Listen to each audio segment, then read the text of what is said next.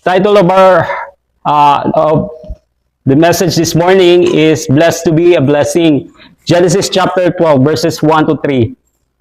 So as we continue chapter by chapter, verse by verse, dito na po tayo sa chapter 12. Tatlong bersikulo lang po ngayong umaga. So may I invite everyone to stand up at basahin po ang salita ng Diyos. Total, tatlong bersikulo lang naman po. So sabay-sabay po tayong basahin natin ang tatlong bersikulo na ito simula po sa verse 1. Okay, are you there? So let's start. Sinabi ni Yahweh kay Abram, lisanin mo ang iyong bayan, ang tahanan ng iyong ama at mga kamag-anak, at pumunta ka sa bayang ituturo ko sa iyo. Pararamihin ko ang iyong mga anak at apo at gagawin ko silang isang malaking bansa. Pagpapalain kita at gagawin kong dakila ang iyong pangalan at ikaw ay magiging pagpapala sa marami.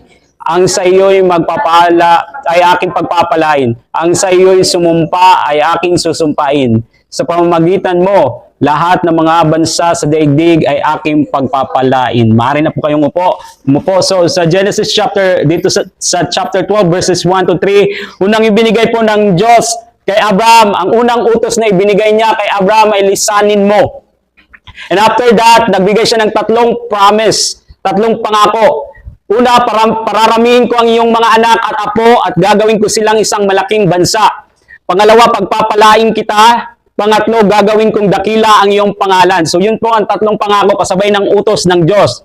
Kasabay nito na nangako po ang Diyos. So again, pagpapalain ko ang mga nagpapala sa iyo, parurusahan ko ang mga kumakalaban sa iyo, sa pamamagitan mo pagpapalain ko ang lahat ng tao sa mundo. So let's look at the command of God, ang utos ng Diyos sa verse 1. Tingnan niyo po, verse 1, sinabi ni Yahweh kay Abraham, lisanin mo ang iyong bayan, ang tahanan ng iyong ama at mga kamag-anak, at pumunta ka sa bayang ituturo ko sa iyo. Now sa verse 4, mababasa niyo po dyan ang response ni Abraham. Sabi po sa verse 4, sumunod nga si Abraham sa utos ni Yahweh. Nilisan niya ang Haran noong siya'y 75 taon. Sumama sa kanya si Lut.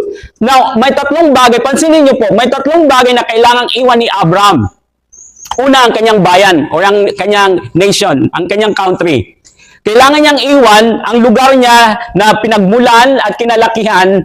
Iwan niya ang dati niyang buhay at ang pagkakakilanlan. So, iwan niya ang kanyang country, kanyang bayan. Pangalawa, iwan niya ang kanyang pamilya o kamag-anak. Kailangang iwan niya ang malapit na ugnayan niya sa kanyang mga kamag-anak para masunod niya ang Diyos. Pangatlong iiwan niya, pansinin niyo po sa binasa natin, ang tahanan ng kanyang ama. Kailangan niyang iwan ang kanyang security, which is ang tahanan ng kanyang ama, and magtiwala lamang po sa Panginoon. Naalala niyo po sa Matthew chapter 10 verses 37 to 39. Sinabi po ng Panginoon, ang umiibig sa kanyang ama o ina ng higit sa akin. Be careful to love your family more than God. Be careful to love your wife or husband or your daughters or your sons more than God. Sabi ng Panginoon, ang umiibig sa kanyang ama o ina ng higit sa akin ay hindi karapat-dapat sa akin. Ang umiibig sa kanyang anak ng higit sa akin ay hindi karapat-dapat sa akin. Hindi mo masusunod ang Panginoon sa buhay mo kung ang iyong puso ay mas higit na umiibig sa iyong pamilya kaysa sa Panginoon. So, hindi mo magagawang masunod ng 100% ang Diyos. So, sabi niya, ang umiibig sa kanyang ama o ina ng higit sa akin ay hindi karapat-dapat sa akin. Ang umiibig sa kanyang anak ng higit sa akin ay hindi karapat-dapat sa akin. Ang hindi nagpapasan ng kanyang cross at hindi sumusunod sa akin ay hindi karapat-dapat sa akin. Ang nagsisikap magligtas ng kanyang buhay ay mawawalan nito. Ngunit ang mawalan ng kanyang buhay alang-alang sa akin ay magkakamit nito. Now, in verse 1, notice sa verse 1, sa binasa natin dyan sa Genesis chapter 12, sinabi ng Panginoon kay Abraham, pumunta ka sa bayang ituturo ko sa iyo. Sinabi niya, lisanin mo ang iyong bayan, ang tahanan ng iyong ama at mga kamag-anak, at pumunta ka sa bayang ituturo ko sa iyo. Yan po ang utos ng Panginoon sa kanya. Yan yung calling at utos ng Panginoon. Now, pangalawa, tingnan natin yung pangako ng Diyos sa verse 2. Sinabi po dyan sa verse 2, now sa English translation, sinabi, I will make you a great nation. I will bless you and make your name great. Sa verse 7, sinabi ng Diyos, to your descendants, I will give this land. Now, kung pupunta tayo sa Genesis chapter 22 verses 17 to 18, sinabi ng Diyos, Reds, pagpapalain kita, ang lahi mo'y magiging sindami ng bituin sa langit at ng buhangin sa dagat. Sasakupin nila ang mga lungsod ng kanilang mga kaaway. Sa pamagitan ng iyong lahi, pagpapalain ang lahat ng bansa sa daigdig sapagkat sinunod mo ang aking utos. So yan yung pangako ng Diyos sa kanya. So una, ang utos. Pangalawa ay ang pangako. Now, tingnan niyo po ang responsibilidad. Kakasama po ng pagpapala ay ang responsibilidad. So, ito po ang responsibilidad. Verse 2, sinabi po dyan, ang utos ni God kay Abraham, and you shall be a blessing. Ikaw ay magiging pagpapala. And you remember, sinabi ng Diyos kay sa mga disciples, if you remember sa Great Commission, go and make disciples. Now, on my notes, what I have right now is my outline. So I did not have my notes na buong notes. So it's like short yung notes ko ngayon. But let's continue sa ating study po. So una, nakita natin ang utos ni God kay Abraham. So we saw na iwan niya ang kanyang family and it takes sacrifice. It takes sacrifice sa pagsunod sa calling ng Diyos. Kailangan may sacrifice na gawin si Abraham. Ang dahilan po kung bakit kailangan niyang iwan ang kanyang bayan, ang kanyang kamag-anak, ang kanyang tahanan, we know na ang kanyang background ay ang background po ng kanyang family, ang kanyang lugar ay sumasamba po sa mga Diyos-Diyosan. And so, it is the reason kung bakit kailangan iwan ni Abraham ang kanyang family na may background ng pagsamba sa mga Diyos-Diyosan, iwan ang kanyang lugar na may background ng pagsamba sa mga sa mga idols, sa mga Diyos-Diyosan, and even ang kanyang family. And so that post a thought sa atin na may mga bagay na kailangan nating iwan sa buhay natin na nakakahadlang sa pagsunod natin sa Panginoon. I don't know what exactly that is sa iyong buhay, pero you know what is that na eksaktong pumipigil sa iyo, nakakahadlang sa pagsunod mo sa Diyos. Anong mang bagay yan na nakakahadlang mo sa pagsunod sa Diyos? Kung gusto mo talagang sundin ang Diyos sa buhay mo ng buong puso, kailangan mong iwanan, kailangan mong i-give up yung mga bagay na humahadlang sa iyo sa pagsunod sa Diyos. Amen? Kailangan natin na hindi pahintulutan na may makahadlang sa pagtawag, sa calling ng Diyos, sa pagsunod natin sa Diyos.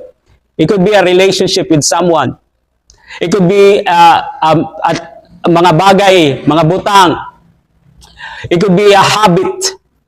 It could be a priority. It could be yung mga pananaw mo sa buhay na hindi po in line sa salita ng Diyos.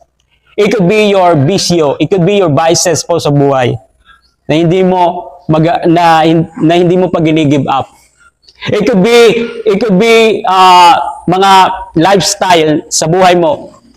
So, you know what exactly kung anong humahadlang sa pagsunod mo sa Diyos. Anong eksakto na humahadlang kung bakit hindi mo magawa na sundin ang kalooban ng Diyos. But if you want na sumunod talaga sa Diyos, iwan mo talaga. Kailangan mong mag-repent, kailangan mong i-give up, kailangan mong isakripisyo ang mga bagay na maaaring humahadlang sa iyo sa pagsunod mo sa Diyos. And so that is the reason kung bakit sinabi ng Diyos na iwan mo yan. Kasi, kung hindi niya iiwan ang kanyang place, ang kanyang family, hindi magkakaroon na masusunod niya ang Diyos. Ang impluensya na mayroon siya, na patuloy na matatanggap niya yung impluensya ng kanyang family na ang background ay sumasamba sa mga Diyos-Diyosan. Sa mga bagay na ginagawa ng kanyang family o sa lugar niya na hindi inline sa kalooban ng Diyos. And we are told na wala dapat na makahigit sa pagmamahal natin sa Diyos. Hindi dapat na may humigit na anuman mga bagay o sino man ng pag-ibig natin sa Diyos. Tandaan natin, lahat ng mga bagay dito sa mundo ay panandalian. Ang mananatili lamang ay ang mga bagay na patungkol sa Diyos. So, again, we are told na you cannot love the things in this world. In 1 John, you remember sa 1 John, sinabi po sa unang Juan na ang umiibig sa mga bagay dito sa mundo, ano po yung mga bagay sa mundo dito? Sa pita ng laman, pita ng mata, lust of the eyes, and the pride of life. Ang umiibig sa mga bagay dito sa mundo ay hindi umiibig sa Diyos. Hindi mo magagawang maging loyal sa Panginoon kung mayroong nakakaagaw sa puso mo, kung tunga ang imong kasing-kasing. Di rin mo mahihimo nga higugmao ng Ginoo sa imong kinabuhi sin 100%. So ayaw tuguti nga may mga butang dito sa kalibutan nga mas higugmaon naton hinkapantay sa Ginoo. Waray dapat nga maging kapantay sa atong paghigugma sa Ginoo. Labaw gud siya permi. Ngan bisan pa ginsigang kita nga diri naton higugmaon ang tao labaw sa Ginoo. And naghuna-una ko nga pag-abot naton sa langit, wala nay waray na siring nga anak, waray na siring asawa ko. Pag-abot natin sa langit, we are one family. Magburog to diha sa Ginoo. So didi sa tuna, kung may anak, may asawa, but again, the point is, diri dapat nga higugmaon naton an igkasitaw labaw sa Ginoo. So that is the challenge this morning sa kada usa sa aton mga hinigugma. Ang paghigugma sa mga butang sa kalibutan, didi sa kalibutan nga ang paghigugma sa mga hinugugma naton nga mga tawo. Diri dapat ang paghigugma naton sayra ang lumabaw sa paghigugma naton sa Ginoo. Otherwise, diri ka magiging loyal sa Ginoo. Otherwise, diri ka makakasunod sa bugos nga kasing-kasing sa Ginoo. Amen? Especially kung ang aton mga loved ones, mga unbelievers, remember nga sadto nga nagtikang palag sa pagkakristohanon an akon family ginbabawalan nak nga magpagamit sa Ginoo, ginbabawalan nak nga magpadayon sa Bible school because devoted ura akong family when it comes to religion. And perhaps sitong liwat iyo ginaagian diba sa iyong family nga nakakabatikam nga kinano man nagpapadayon ka dida may ada kita relihiyon, mao ni atong gintikangan, mao niyan ginkamatan naton. And you know the truth nga, it's not about religion, it's about an relasyon sa Ginoo. And sa katapusan na sa kinabuhi, diri reliyon ang magpapabilin, diri reliyon ang magpapakianhan ngadto sa langit ang ikikitaon kundi adtong mga makasulod sa langit ang may ada relasyon sa Ginoo. Aros tanan nga mga tao may reliyon, pero diri tanan nga mga tao may relasyon. So, and kung pag-aabot sa mga sa pagtuo, you need to make stand sa salita ng Panginoon. Na kailangan na mayroong kang paninindigan, mag-stand ka sa salita ng Diyos. Kung ikaw palid-palid, then you will not be able to obey God sa imong kinabuhi. Kung ikaw tangay ka sa agos ng tubig o tubig sang kalibutan, diri ka makakasunod sa Ginoo sang bugos nga kasing-kasing. And perhaps you heard it before, nga ginsiring ko ang kalibutan, paubos ang sulog, kita pasungsong, mga Kristohanon pasungsong kita. Paigbaw kita. And makuri talaga ang pagsunod sa Ginoo. Sa diha nga ang sulog ti paubos, kita pasungsong ti paigbaw. Amo ito ng Kristohanon nga kinabuhi. Pero kung naigugma ka sa Ginoo, sa bugos nimo nga kasing-kasing, mahimo mo nga magtindog para sa Ginoo, para sa kamatuoran, para sa pagsunod sa Ginoo. So giagat ko kam nga ayaw tuguti nga may ada makahadlang sa niyong pagsunod. Ang makahadlang manggudla sa pagsunod naton sa Ginoo kung may mas labaw ginhigugman naton nga butang o tao kaysa sa Ginoo. Diri dapat nga makuha naton loyalty, katapatan sa Ginoo. Sa iya gudla dapat ang aton paghigugma ngang katapatan. Amen. So, and nakita natin nga sa verse 2 nga sa atong pagsunod sa Ginoo diri itong burden. At sa iba pag susugo nga ni, di ba? Siguro na experience kung ikaw isusugo sa balay, kabugat naman la sa nimo kasing-kasing suguon ka. Nanong tawag sito nga na nagmumuro ang una-una ang nawong kay pangilalan nga mabugatan ang sugo kakuri tumanon. Pero sa diya nga ginsusugo kita sa Ginoo diri dapat itong kabugaton. Gandigo ditong kabugaton ang sugo sa Ginoo sa aton. Kaya naman kay naghatag liwat siya sa way para mahimo naton aniyang sugo. Naghatag siya sa saad kay Abraham na nagsiring siya kaupod sa niyang sugo nga himuon tay kao nga usa nga great nation. I-bless ko ikaw nga an imong ngalan magiging great. Nga again gin-bless si Abraham sa descendants nga naniyang lahi diri maihap. And God bless us. Amen. Gi-bless kita sa Ginoo. Pero hinumduman liwat naton nga kapag gi-bless ka sa Ginoo, may kaupod dito nga katungod.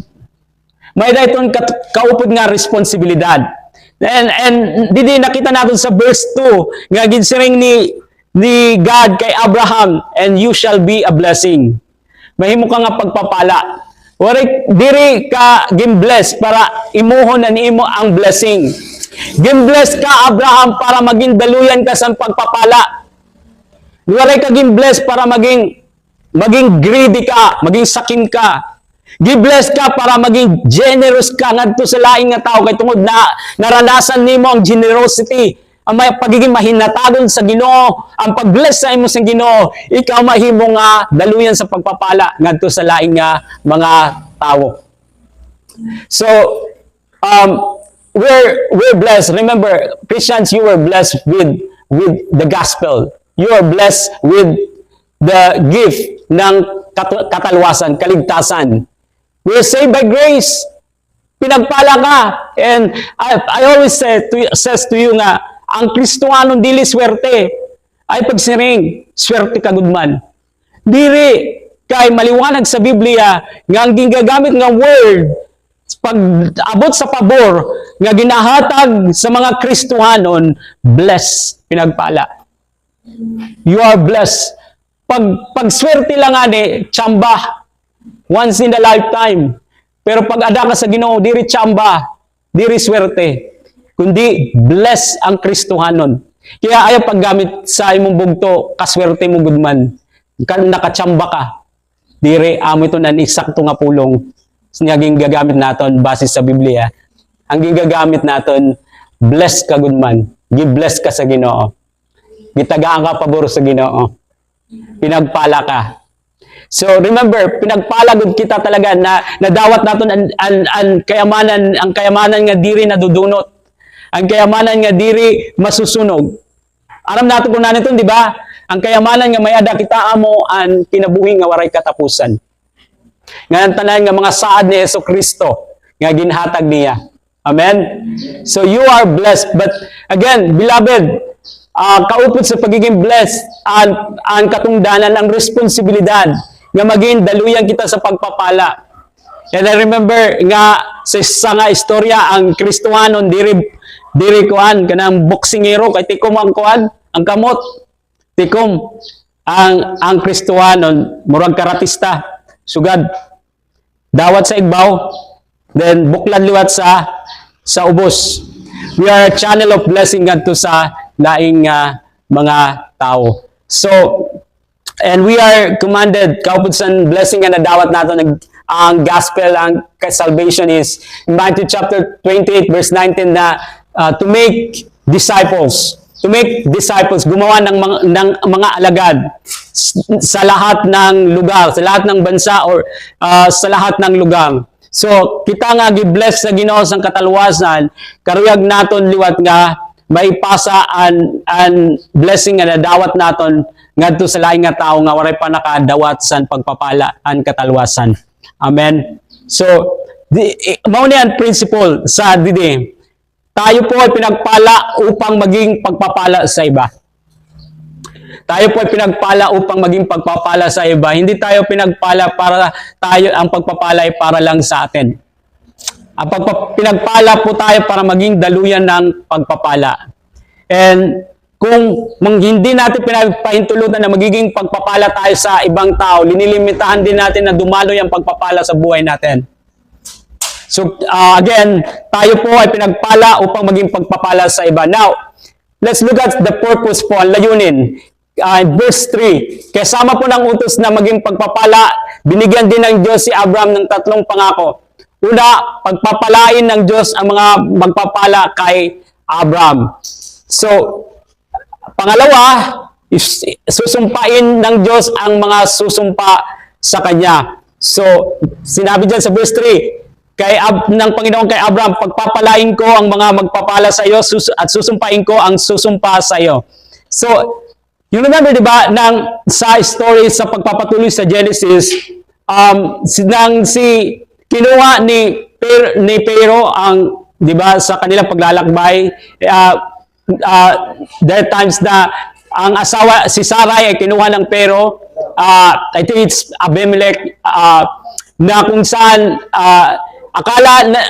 kasi pinasabi ni Abraham kay Sarai na sila ay magkapatid lang, and so kinuha si Sarai, and aasawain na sana siya ng Pero, and na pinakita ng Panginoon ng Diyos na sa kanya na hindi dapat, o sinabi ng Panginoon na hindi dapat niyang kunin ang asawa ni Abraham.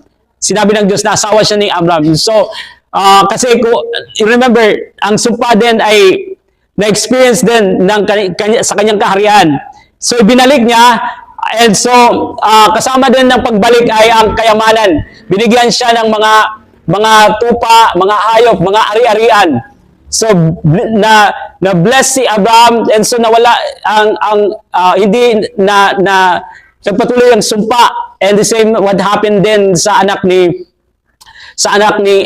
Abraham, hindi po ba, na kung saan those na nag-curse sa kanila ay nakakaranas din ng curse, but those who bless them ay nakakaranas din ng blessing. So we saw it, kung nabasa ninyo, alam nyo ang story na lahat na nagpapala sa kanila ay pinagpapala. Ngunit ang mga sumusumpa sa kanila ay hindi maganda ang nangyayari sa kanila.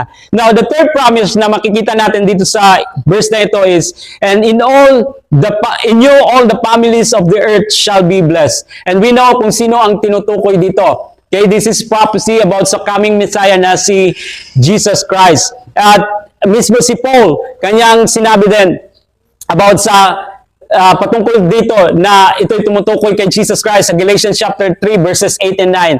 Bago pa ito, verse 8, basahin ko po, Galatians chapter 3, bago pa ito nangyari ay pinahayag na ng kasulatan na pawawalang sala ng Diyos ang mga hentel sa pamagitan ng pananampalataya. Ang magandang balita, ito ay pinahayag na kay Abraham, sa pamagitan mo ipagpapalain ang lahat ng bansa. Kaya naman pagpapalain ang mga sumasampalataya tulad ni Abraham na sumampalataya. So those who put their faith kay Jesus Christ, we know lahat tayo na sumampalataya kay Jesus, tayo ay blessed, pinagpala. But those na hindi pa nanampalataya kay Yesu Kristo, and I'm not talking about pagsampalataya head knowledge, but I'm talking about pananampalataya, relasyon sa Panginoon dito sa puso. So, many would say, I believe in God. Many would say, nananampalataya ako sa Diyos. But yung pananampalataya ay dito lamang po. But what the Bible is referring when it comes to faith is here, sa puso, na mga taong may relasyon sa Panginoon. Okay? So we should understand, klaro ka upay kung ano dapat ang karugsigan sa pananampalataya. Because even the demon, mga demonyo, naniniwala sa Diyos. Nananampalataya na may Diyos. Nananampalataya na ang Diyos ay makapangyarihan. Pero they don't submit sa Diyos. Hindi sila lang papasakop sa Diyos. And wala silang relasyon sa Diyos. Okay? And klaro ka pa sa James, because amo itong liwat makikita natin sa James na ang about sa religion is all about good works. But good works, it should be the result of our belief, pananampalataya, result of faith, result of our relationship kay Jesus Christ. Okay? So, again, klarahon ko po sa iyo, napakalaga na maliwanag po sa atin kung anong pananampalataya. So, as we close this morning, I will conclude this morning sa dalawang tanong po. Unang tanong po is, nag-respond ka na ba po ba sa calling ng Diyos para sa kaligtasan? Again, ang Panginoon na hindi po sa iyo nagnanais na maka-establish ng reliyon. Ang Panginoon ay hindi namatay sa cross para maka-establish sa iyo ng reliyon. Namatay si Jesucristo kasi lahat ng tao walang relasyon. Lahat ng tao may reliyon, pero hindi lahat ng tao during that time nga namatay si Jesus Christ, hindi lahat ng tao ay may relasyon sa Kanya. Simula lahat ng tao may reliyon na. Pero hindi ibig sabihin na may reliyon na ang tao ay meron ng relasyon sa Diyos. Hindi ibig sabihin na pumasok ka ng Chinese restaurant ay Chinese ka na. Okay? So, ang pagiging anak ng Diyos ay ang mga tumanggap sa Kanya at nanampalataya, may relasyon sa Kanya. Those people na nagtumalikod. You see the picture, tumalikod si Abraham sa Kanya, kailangan niyang tumalikod, magsimula sa kanyang background. Those are the people, mga nanampalataya, tumalikod at nagtiwala, tumalikod sa kasalanan, sa dati nilang buhay na hindi nakakalugod sa Diyos, sa buhay nila na hindi sentro ang Panginoon, sa buhay nila na it's not about ang Panginoon, but it's about sa kanilang sarili, kundi sila po ay nagtalikod sa buhay na ito at nanampalataya, nagtiwala, pinagkatiwala ang kanilang buhay sa Panginoon. And now, they are able na sumunod sa Panginoon dahil po sa biyaya ng Diyos, dahil nagtiwala po sila sa Panginoon. So, kabilang po sa pagsunod sa Diyos is to repent ng mga bagay na maaaring makahadlang sa atin sa pagtitiwala at pagsunod sa Kanya. Now, mga kabugtuhan sa mga kapwa kong mga Kristohanon, ang pakiana liwat para sa atong mga Kristohanon. Ang imo bang kinabuhi na imo ba daluyan nga pagpapala ngadto sa lain nga tawo? Kasi makaradlok po nga panhuna-unaon kung waray kita concern sa mga tao nga naliligaw sa landas. Waray kita kasing-kasing para abuton adto mga tao nga waray pa makakarawat sa pagpapalaan kataluwasan nga tikang sa Ginoo. Again, the principle nga itong may baruan didi is, you are blessed to be a blessing. Pinagpala ka upang maging pagpapala sa iba. Think those people, those persons sa imong pamilya nga waray pa relasyon sa Ginoo. Mga tao nga kakilala nimo nga maaram ka nga waray pa makakarawat sa kinabuhi nga waray katapusan. And you might think nga paano ka makasigurado, pastor? Para sa Kristohanon, you have assurance. Paano ka sigurado, pastor? Waray man nakahibaro saan kinabuhi nga waray katapusan. May baruan man lanatong kung patay na kita. You can be sure. Kay tungod mao ang pulong sa Ginoo nagsiring. You can be sure. Pastor, nakakasala pa. Well, as a Christian po, ang Kristohanon nakakasala pero di nagpapadayon. Nakakasala pero di nalilipay na magpadayon sa sala. Di nalilipay sa sala. Pero sa tuwa ka pa mag-Kristohanon, kalipay nimo nag-i-enjoy ka sa sala. Nagpapadayon ka sa sala. Ito nang pinagkaiba sa Kristohanon nga diri pa Kristohanon. But again, karuyag ko i-emphasize nga kita dapat nga mahimo nga pagpapala sa laing nga tao. Kung ikaw bless, mahimo ka nga blessing ngadto sa laing nga tao. Pero kung di ka nahimong blessing ngadto sa laing nga tao, usala sa duwa. Maaring gimpupugnan mo or maaring diri ka pa bless. And I pray nga masabtan nimo ang pagpapala sa Ginoo nga ma-bless ka diha sa imong relasyon sa Ginoo.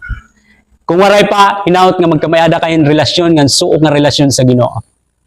So that you will experience kung gaano ka-blessed ang mga tao nga ada sa Ginoo. kung gaano ka-bless kung nada kita sa Ginoo. Amen? You are blessed to be a blessing to others.